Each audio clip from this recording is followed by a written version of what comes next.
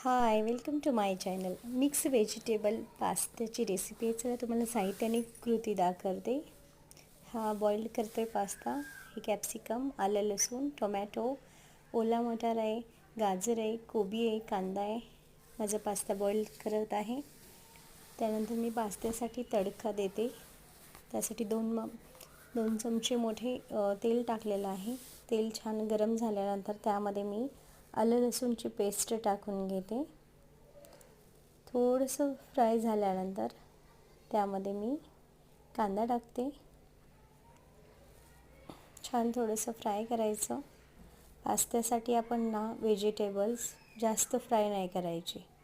एक क्रंचीनेस राहिला पाहिजे त्यामध्ये. त्याच्यामुळे थोडेसे कच्चे ठेवले तरी खूप छान लागतं क्रंची. हे मी ओला मटार टाकते त्यामध्ये मस्तपैकी.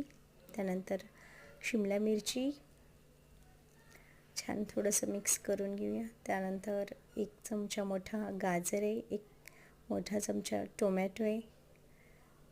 मस्त छान मिक्स करून घेऊया.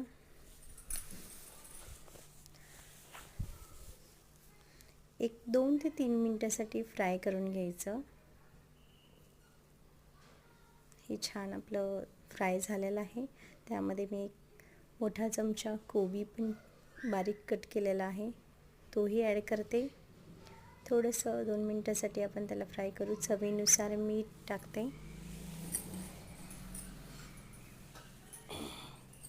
त्यानंतर मी त्याच्यामध्ये red chilli powder, red chilli 1 चमचा सॉस टाकते.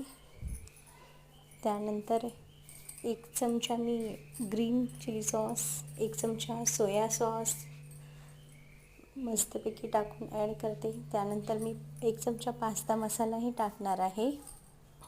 हे छान मस्त आपण एकत्र मिक्स करून घेऊया.